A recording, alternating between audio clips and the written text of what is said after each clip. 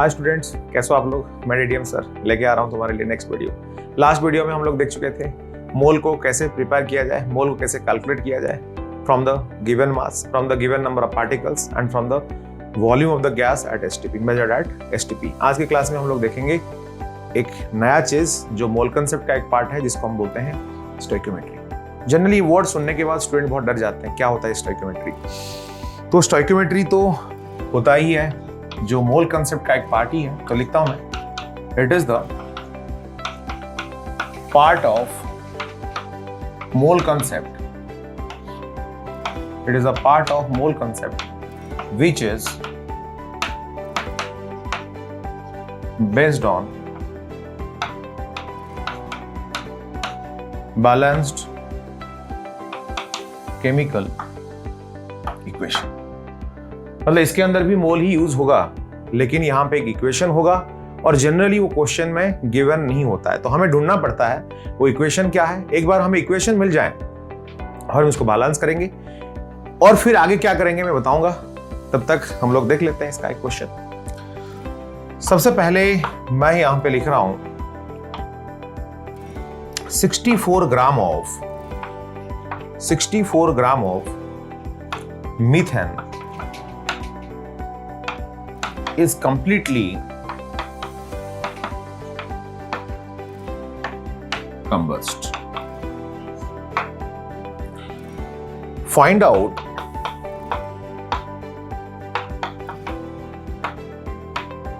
the masses of water and CO2 on। क्या करें, stoichiometry में क्या बोला, it's a part of mole concept which is based on the balanced chemical equation. मतलब पहले equation को लिखा जाए, उसके बाद उसको बैलेंस किया जाए, फिर आगे सोचा जाएगा क्या करना होगा। तो देखो, तो यहां पे सबसे पहले लिखा गया methane is completely combust. Methane का जो फॉर्मूला होता है ये होता है CH4। इसके साथ कंबशन मतलब O2 तो होगा ही, इसके बाद जो प्रोडक्ट होगा ये CO2 और वाटर होगा। देख लो क्या हुआ, हाइड्रोकार्बन। क्या होता है hydrocarbon, it is made up of carbon and hydrogen. तो ऑक्सीजन आया, कार्बन और हाइड्रोजन को सेपरेट किया, कार्बन के साथ ऑक्सीजन जुड़ के CO2 हुआ और हाइड्रोजन के साथ ऑक्सीजन जुड़ के वाटर हुआ। ये हो गया रिएक्शन। लेकिन हमें सिर्फ केमिकल इक्वेशन आया, हमें ये बैलेंसिंग तो नहीं आया। तो क्या करें, सबसे पहले इसको बैलेंस करेंगे। देखो कार्बन एक है इस साइड में, कार्बन यहाँ पे भी एक है, लेकिन हाइड्रोजन यहाँ पे 4 है ना। तो यहाँ पे हम 2 मल्टीप्लाई करेंगे।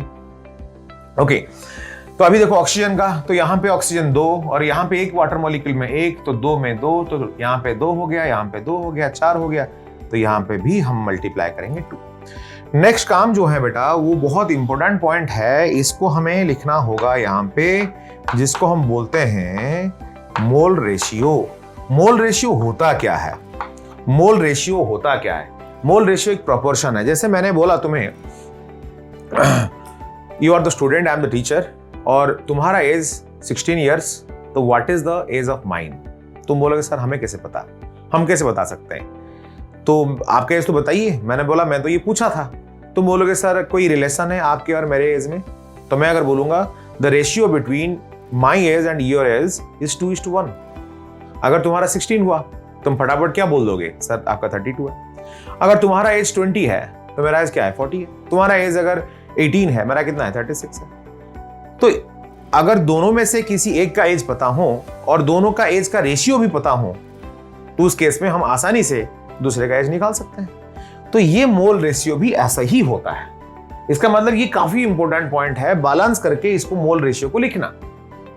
अगर हम मोल रेशियो लिख देंगे, जैसे तुम्हारे और मेरे एज के अंदर जो रिलेशन है, उससे हमें एक का एज जानने के बाद और रिलेशन जानने के बाद हमें दूसरे का एज कैलकुलेट करने में इजी होता है। सिमिलरली यहां पे देखो सिर्फ 64 ग्राम ऑफ मीथेन दिया है, मतलब सिर्फ मीथेन के बारे में दिया है, और इन दोनों का मास पूछा है। तो कैसे निकालें, इनका मास जो दिया है, इस मास से हम इसका मोल तो निकाल ही सकते हैं। जैसे लास्ट वीडियो में हम लोग देखे थे कैसे मास को मोल में कन्वर्ट किया जाए, given mass by molar mass. तो पहले, क्योंकि ये जो पार्ट है स्टोइकियोमेट्री, ये पूरा पार्ट मोल कंसेप्ट का एक पार्ट है। और मोल कंसेप्ट ये बोलता है तुम्हारे पास जो भी गिवन है, चाहे गिवन मास हो, चाहे given volume of the gas at STP हो, चाहे गिवन नंबर ऑफ पार्टिकल्स हो, इन सबको हमेशा इमीडिएटली हमें मोल में कन्वर्ट करना होता है। तो मोल में कन्वर्ट करने के बाद इनका रेशियो, जैसे तुम्हारा और मेरे एज का रेशियो बोला मैं, इनका रेशियो फाइंड करना है। तो कैसे पता चले ये रेशियो? यहाँ पे देखो, इनका जो कोएफिशिएंट है बेटा वही उनका रेशियो है। कोएफिशिएंट इनका क्या है? कुछ नहीं है, मतलब 1 है। तो यहाँ पे हम लिखेंगे 1 मोल, यहाँ पे हम लिखेंगे 2 मोल, यहाँ पे हम लिखेंगे 1 मोल, और यहाँ पे हम लिखेंगे बेटा 2 मोल। मतलब ये हुआ इनका मोल रेशियो, ये हुआ इनका मोल रेशियो। मतलब यहां पे तुम बोलोगे सर ये रेशियो है तो क्या हम H2 का सिंबल दे दें? दे दो, दे दो। मतलब ये बताता है अगर मीथेन का 1 मोल जाता है, मतलब खत्म हो जाता है, तो फिर 1 मोल कार्बन डाइऑक्साइड बनता है और 2 मोल वाटर बनता है। मतलब जो ratio between methane and carbon dioxide, the reactant and one of the product is 1:1। मतलब जितना मीथेन यहां पे कंबस होगा, जलेगा, बर्न होगा, उतना ही मोल का कार्बन डाइऑक्साइड बनेगा। जितना मोल मीथेन यहां पे कंबस होगा, उसका double the mole of water यहां पे फॉर्म होगा। तो इसका मतलब जो रिलेशन है बेटा वो मोल में है कि नहीं? मोल में है। लेकिन यहां पे तो मीथेन का मास दिया है, गिवन मास कैसे पता चला? 64 ग्राम दिया, gram is the unit of weight. तो वेट दिया है लेकिन रिलेशन तो मोल में है, तो क्या करें? इमीडिएटली ये गिवन मास को हम मोल में कन्वर्ट करेंगे। लास्ट क्लास इसके लिए फॉर्मूला दिया था मैं। गिवन मास का फॉर्मूला सिंबल होता है W, मोलर मास का होता है M, so number of mole calculate किया जाता है W/M। कर लेते हैं पहले उसको। तो इसके नीचे बेटा मैंने लिखा 64 ग्राम डिवाइडेड बाय इसका मोलर मास करेंगे W/M। यहां पे फॉर्मूला यूज कर रहा हूं मैं, W/M यूज कर रहा हूं। N stands for number of mole, W stands for given mass, M stands for molar mass. मैं ये फॉर्मूला यूज कर रहा हूं। तो यहां पे 64 के नीचे मैं डिवाइड करूं 16। क्यों 16 हुआ? मोलर मास पता है ना, मोलर मास कैसे निकालते हैं? इसका 12 और इसका 1 करके 4 का 4, 12 और 4 16 हो गया। तो डिवाइड कर ले बेटा, तो ये हो गया कितना? 4 मोल हो गया। पता है ना 16 4 जा कितना होता है? 64 ही होता है। ये 4 मोल जब था बेटा तब 0 हुआ। तुम बोलोगे सर ये 0 क्या है? हमें तो समझ में नहीं आया। जैसे मैंने एक लकड़ी का पीस लिया और उसको आग लगाया, है ना, उससे अभी धुआं निकलने वाला है। धुआं मतलब स्मोक निकलने वाला है। और ये लकड़ी जो है वुड है, नॉर्मली उसमें हाइड्रोकार्बन ही होता है। जब तक मैं लकड़ी जलाऊं नहीं तब तक धुआं कितना बनेगा? कुछ नहीं बनेगा। तो इसका मतलब ये है इनिशियली 4 मोल इसका था, तब इसका रिएक्शन स्टार्ट ही नहीं हुआ, कंबसन स्टार्ट ही नहीं हुआ। कुछ देर के बाद ये पूरा जल जाएगा, मतलब पूरा खत्म हो जाएगा। मतलब यहां पे क्योंकि कंप्लीटली कंबस्ट लिखा गया, मतलब यहां पे पूरा खत्म। मतलब ये जो 4 मोल था दैट बिकम 0। ऑब्वियसली जब रिएक्टेंट खत्म होता है तो प्रोडक्ट अपीयर होता है। रिएक्टेंट खत्म, प्रोडक्ट अपीयर। लकड़ी का पीस लेके मैंने जलाया, लकड़ी धीरे धीरे खत्म हुआ और वहां पे स्मोक बना। यहां पे लकड़ी पूरा अगर खत्म हो जाए तो सारे चीज कन्वर्ट किस में हो जाएगा? स्मोक में हो जाएगा। तो यहां पे हम इसको 0 कर दिए। अभी यहां पे 4 मोल था, 0 हो गया। ये 4 मोल यहां पे अपीयर होगा। ये 4 मोल किसका है? मीथेन का है। तो कैसे अपीयर होगा? इस रेशियो में। देख लो इन दोनों का रेशियो, कौन दोनों का? मीथेन का और कार्बन डाइऑक्साइड का जो रेशियो है बेटा, एक का है 1 मोल, दूसरे का भी 1 मोल। मतलब जितना मोल मीथेन जाएगा उतना मोल कार्बन डाइऑक्साइड बनेगा। यहां पे 4 बिकम 0, मतलब जा चुका है। यहां से 4 मोल जो मीथेन होता है वो जा चुका है, जल चुका है। अभी वो कार्बन डाइऑक्साइड में अपीयर करेगा और वाटर में अपीयर होगा। यस, तो यहां पे 1 के लिए अगर 1 बनता है बेटा, 4 के लिए बनेगा 4 मोल। 4 मोल्स इसका बनेगा बेटा। इसके बाद यहां पे देखो वाटर कितना बनेगा। तो वाटर में देखो ये 1 मोल के लिए इसका 2 मोल बनता है। Ratio 1:2 means double. जितना मीथेन यहां पे जलेगा उसका डबल नंबर ऑफ मोल्स जो है वाटर का बनेगा। यहां पे 4 मोल जल चुका है, इसलिए तो 0 हुआ। तो ये क्या हो जाएगा? डबल। अगर 1 का हो रहा है 2 तो 4 का होगा 8। तो इतना करने के बाद बेटा तुम्हें ये क्वेश्चन का लगभग 90% खत्म हो गया। लेकिन क्वेश्चन में अगर हमें पूछता 64 gram of methane is completely combust, find out the number of moles of water and CO2 are formed, तो फिर हमारा ये आंसर आ चुका है ऑलरेडी। लेकिन यहां पे वो पूछा नहीं। क्या पूछा? मासेस पूछा। जैसे मास को हम मोल में कन्वर्ट किए, डिवाइड करके मोलर मास, लास्ट क्लास बोला था मैं।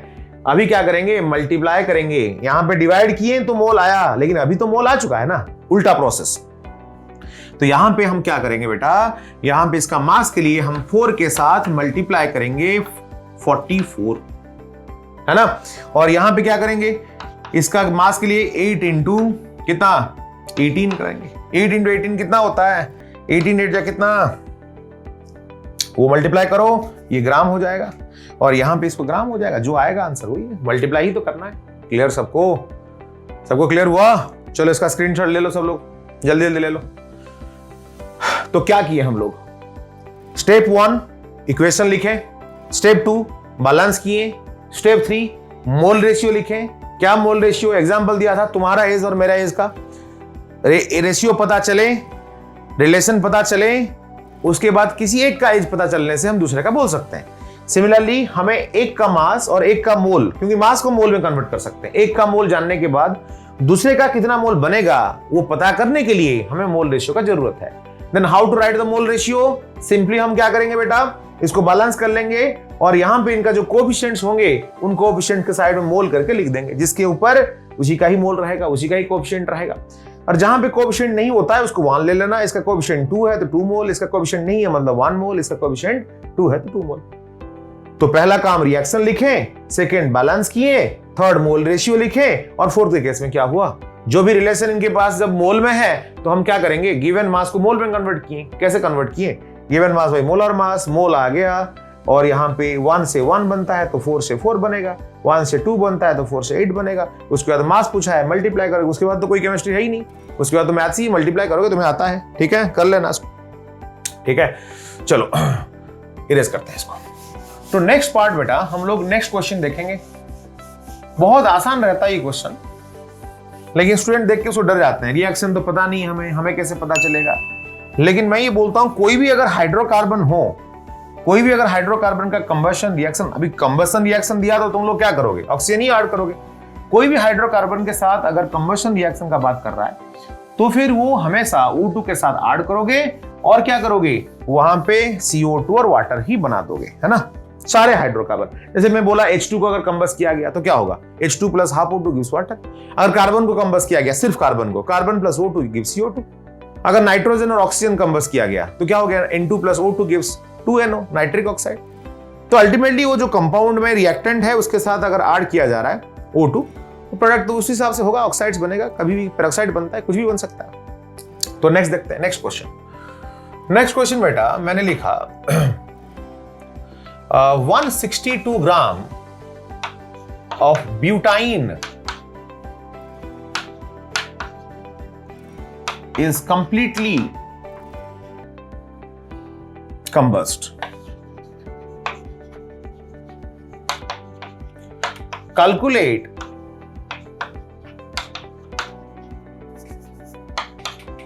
the mass of water formed and volume of carbon dioxide formed at STP। यहां पे थोड़ा अलग किया, अलग क्या हुआ, एक तो वो हाइड्रोकार्बन को बदला, नहीं तो क्वेश्चन कैसे बदलता। और सेकंड केस क्या है, पहले क्वेश्चन में हमें दोनों का मास पूछा था, यहां पे क्या हुआ, एक का मास पूछा, एक का वॉल्यूम, क्योंकि CO2 गैस होता है तो वॉल्यूम निकालने तो कोई दिक्कत नहीं है। तो सबसे पहले हम इसको स्टार्ट करेंगे बेटा। सबसे पहला काम क्या है, रिएक्शन लिखेंगे, है कि नहीं, सही जा रहे हो।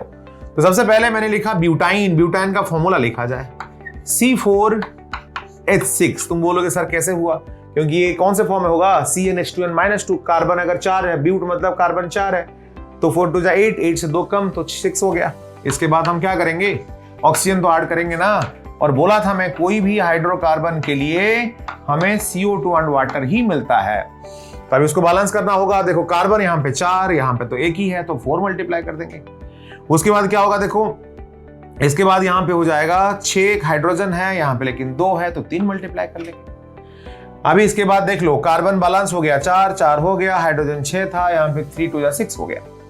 अभी यहाँ पे ऑक्सीजन को बैलेंस करते हैं, 4 और ये 2 तो 8 हो गया और ये 3 11 हो गया। लेकिन यहाँ पे हम क्या करेंगे, 11/2 करेंगे, ताकि 11/2 × 2 करके 11 आ जाएगा। लेकिन ये हम इससे भी क्वेश्चन को प्रोसीड कर सकते हैं, लेकिन क्योंकि यहाँ पे इस इक्वेशन को हम बैलेंस्ड इक्वेशन तो नहीं बोल सकते, क्योंकि बैलेंस्ड इक्वेशन में हमें फ्रैक्शन नहीं चाहिए, लेकिन इससे तुम क्वेश्चन सॉल्व कर सकते हो क्योंकि हमें रेशियो चाहिए, तो कोई दिक्कत नहीं। लेकिन इसको बैलेंस केमिकल इक्वेशन नहीं बोलते हैं, तो बेटर है हम इसको क्या कर सकते हैं बेटा, इसको 2 मल्टीप्लाई कर लेते हैं, ताकि ये जो फ्रैक्शन है ये फ्रैक्शन अभी होल नंबर में कन्वर्ट हो जाएगा। तो अभी क्या इक्वेशन हो गया बताओ, अभी हो गया 2C4H6 plus 11 of O2 gives 4 of CO2 plus, sorry ये 8 हो जाएगा, 8 of CO2 plus 6 of water, है ना। सब तो डबल होंगे ना, अकेला ये थोड़ा ना होगा, सब हो जाएंगे।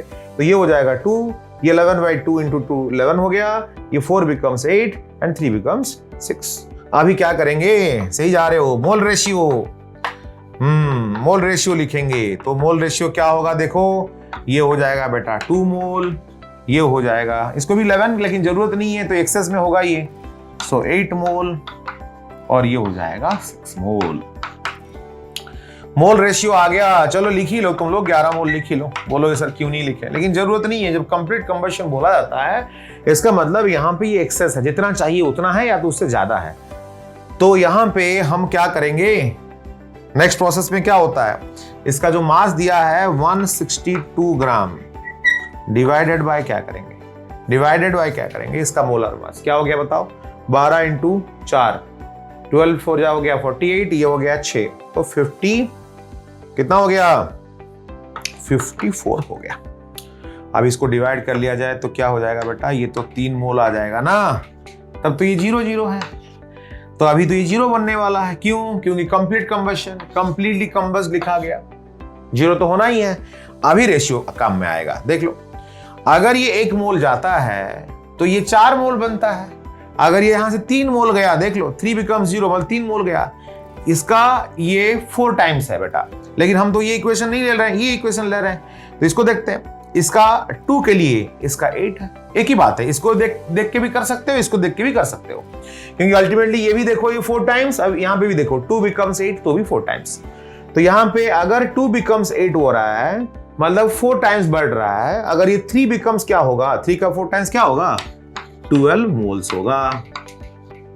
उसके बाद यहां पे 2 मोल्स, यहां पे 6 मोल, मतलब 3 टाइम्स बढ़ रहा है, 2 बिकम्स 6 मतलब 3 टाइम्स, तो 3 बिकम्स 9, तो ये हो जाएगा बेटा 9 मोल्स। अभी क्या करना है, मैंने बोला था ना इतना तक करने के बाद तुम्हारे 90% क्वेश्चन सॉल्व हो जाता है। तो देखते हैं क्या करेंगे इसको। अभी यहां पे इसका मास पूछा है तो 9 इंटू 18 करेंगे, दैट्स इक्वल्स टू 9 इंटू 18 ग्राम, तो ये हो गया बेटा 162 ग्राम हो गया आंसर। लेकिन इसका अगर मास पूछता लास्ट क्वेश्चन जैसे बेटा, तो यहां पे हम 44 मल्टीप्लाई करते क्योंकि molar mass of carbon dioxide 44। लेकिन यहां पे क्या पूछा है देख लो, कैलकुलेट द वॉल्यूम ऑफ, मैं अंडरलाइन कर लेता हूं, volume of CO2 eight STP पूछा। तो कोई भी गैस का 1 मोल जो होता है वो STP में 22.4 कैरी करता है, वॉल्यूम 22.4 लीटर कैरी करता है। तो क्या हो गया, इसका मतलब हम 12 ले लें इंटू 22.4 कर लें, लीटर हो जाए, और STP अभी मल्टीप्लाई कर लोगे जो आएगा 268.8 लीटर ही आएगा। क्लियर हुआ सबको? चलो इसका स्क्रीनशॉट ले लो सब लोग। सो नेक्स्ट क्वेश्चन देखते हैं।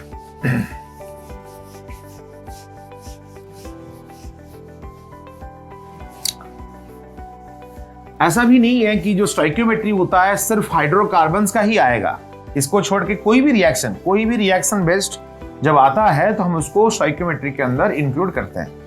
अभी मैं दिखाना चाहता हूं बेटा एक रिएक्शन, हाइड्रोकार्बन तो हो गया, तुम्हें पता चल गया हाइड्रोकार्बन कैसे करना है।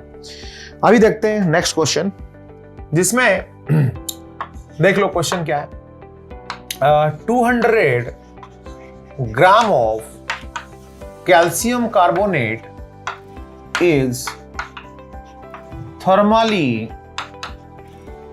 decomposed.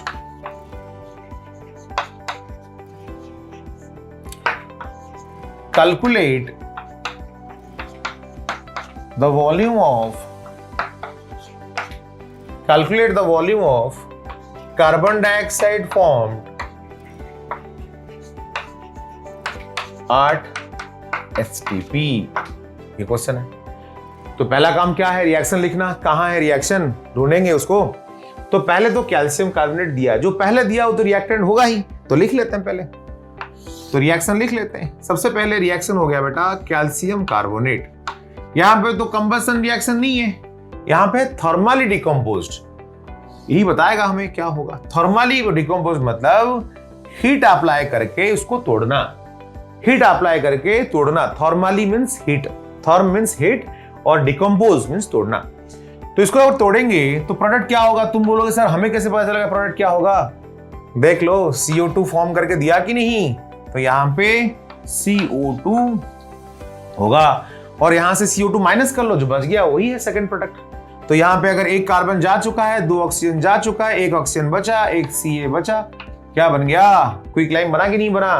तो ये हो गया इक्वेशन। सेकंड प्रोसेस क्या है? यस, हाँ, सेकंड प्रोसेस इज बैलेंसिंग करना। देख लो, calcium 1, calcium 1, carbon 1, carbon 1, oxygen 3, oxygen यहाँ पे 1, यहाँ पे 2 मिलके 3। मतलब ये क्वेश्चन में, ये रिएक्शन में, ये जो बैलेंसिंग वाला पार्ट है हमें नहीं करना है क्योंकि ऑलरेडी बैलेंस्ड है। नेक्स्ट पार्ट क्या करें? नेक्स्ट पार्ट बेटा मोल रेशियो। जो प्रोसेस बोल रहा हूं उसी प्रोसेस में जाओ तो इजी रहेगा तुम्हारे लिए। So 1 mole, it is also 1 mole, it is also 1 mole. मतलब यहां पे जितना कैल्शियम कार्बोनेट होगा, जितना मोल कैल्शियम कार्बोनेट का होगा, उतना ही मोल कैल्शियम ऑक्साइड बनेगा, उतना ही मोल कार्बन डाइऑक्साइड गैस भी बनेगा। तो देखते हैं तो क्या करें हम लोग, बताओ। तो ये 200 ग्राम को क्या बोला था मैं? मोल कंसेप्ट में स्टोइकियोमेट्री हो, मोल कंसेप्ट हो, जो भी मास दिया, पार्टिकल दिया, वॉल्यूम दिया, सबको हमें पहला काम है, हम पहले उसको मोल में कन्वर्ट करेंगे। तो 200 ग्राम दिया इसका बेटा, 200 ग्राम, और डिवाइडेड क्या करेंगे? इसका मोलर मास, इसका मोलर मास होता है 100, 200 बाई 100 क्या हो गया? 2 मोल हो गया। जब ये 2 मोल हो गया तब तो ये 0 थे ना। अभी नेक्स्ट स्टेप में क्या हुआ? थर्मली डिकम्पोज, मतलब पूरा गया, ये 0 हो गया। रेशियो देखो, 1 मोल दे रहा है, 1 मोल दे रहा है। हमें तो ये नहीं पूछा, सिर्फ कार्बन डाइऑक्साइड पूछा। तो क्या करें? यहां पे 1 मोल देता है 1 मोल, सो 2 मोल देगा 2 मोल। काफी आसान है बेटा, इतना। इसका तो मोल नहीं पूछा ना, वॉल्यूम पूछा एट STP। क्या करें? मल्टीप्लाई कर लें, सही बोल रहे हो। 2 into 22.4 that is 44.8 litre at STP। Clear? Yes all of you. चलो इसका स्क्रीनशॉट ले लो सब लोग। एरेज कर रहा हूं मैं।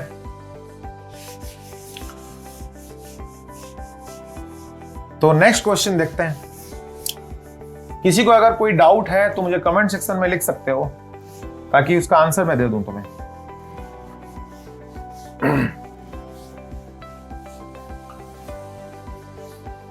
सो नेक्स्ट क्वेश्चन के लिए आते हैं। सो नेक्स्ट क्वेश्चन मैंने लिखा 212 gram of sodium carbonate is allowed to be thermally decomposed. Calculate the volume of CO2 gas formed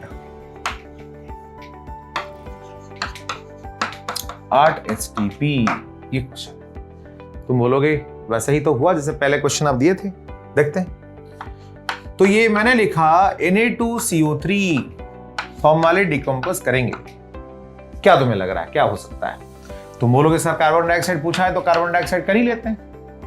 उसके बाद क्या करेंगे? बाकी जो बच गया आप तो बोले ही थे सर। तो ये हो गया। तो मोल रेशियो क्या हुआ? 1 1 1, और यहां पे 212 ग्राम है डिवाइडेड बाय 106 ग्राम, ये हो गया सर 2 मोल। तब ये 0 0 थे। अगर ये 0 हो गया, खत्म हो गया, तो फिर ये क्या बनेगा? 2 और 2। सो 2 मोल आया तो मल्टीप्लाई कर दें 22.4 लीटर, तो क्या आ जाएगा? 44.8 लीटर। सर पहले का जो आंसर था वही है। क्या लग रहा है? सही जा रहे हैं? यस। देखो क्या कर रहा हूं मैं, ये गलत है। तुम बोलोगे सर क्या हो गया? अब रिएक्शन लिखें, बैलेंस तो ऑलरेडी है, मोल रेशियो लिख दिए, सब कुछ तो किए, गलत कहां हुआ? पहले क्वेश्चन में तो ऐसे ही किए थे। क्या लिखा गया यहाँ पे 212 gram of Na2CO3 is allowed to be thermally decomposed. हम इसको अलाउ किए, ट्राई किए, ये जब होगा तब तो कार्बन डाइऑक्साइड देगा ना। ये Na2CO3 एक स्टेबल कार्बोनेट है क्योंकि इसका आयनिक स्ट्रेंथ काफी ज्यादा है। तुम हीट दे दो, कुछ नहीं होने वाला है, नो रिएक्शन है कि नहीं।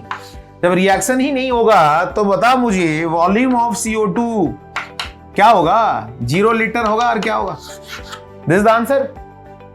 जनरल स्टूडेंट क्या करते हैं, इसको देखते हैं। चलो ये बहुत आसान हो गया, हम बना दिए 44.8 और स्टूडेंट को कंफ्यूज करने के लिए 44.8 पहला ऑप्शन में होता है, लेकिन एग्जैक्ट आंसर क्या होगा, ये होगा। तुम बोलोगे सर हमें कैसे पता चलेगा कौन सा कार्बोनेट थर्मली स्टेबल है, कौन टूटेगा। ध्यान से देखो इसको, मैं अभी तुम्हें अल्काली मेटल और अल्कालाइन अर्थ मेटल्स का ये पूरा चीज बता देता हूं, कौन सा कार्बोनेट टूटेगा, कौन सा कार्बोनेट नहीं टूटेगा। यहां पे मैंने लिखा बेटा Li2CO3, यहां पे लिखा Na2CO3, यहां पे लिखा K2CO3, यहां पे लिखा Rb2CO3 और यहां पे लिखा CH2CO3। ये हो गए सारे अल्काली मेटल्स का, है ना।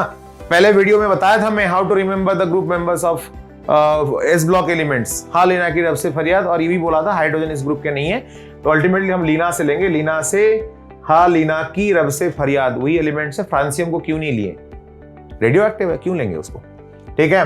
तो यहां पे ये हो गया ग्रुप 1 का। ग्रुप 2 का क्या है बताओ, beryllium carbonate, magnesium carbonate, calcium carbonate, strontium carbonate और बैरियम कार्बोनेट। यहां पे भी हम रेडियम को नहीं लिए। देखो क्या होगा, यहां से यहां तक देखो, ये येलो चक जो मैं लिख रहा हूं बेटा देख लो, ये सारे कार्बोनेट्स जो येलो लाइन दिया मैं, ये थर्मली डिकम्पोज हो सकते हैं। थर्मली डिकम्पोज्ड और decomposed can be thermally decomposed, can be thermally decomposed. लेकिन अगर ये जो कार्बोनेट्स हो गए स्टेबल, कैन नॉट बी। देख लो सब लोग, मतलब जो हैं यहां पे ये सारे यहां से लेके यहां तक, मतलब जो ग्रुप 2 के हैं बेटा, वो सारे कार्बोनेट्स डिकम्पोज होते हैं, अनस्टेबल कार्बोनेट्स।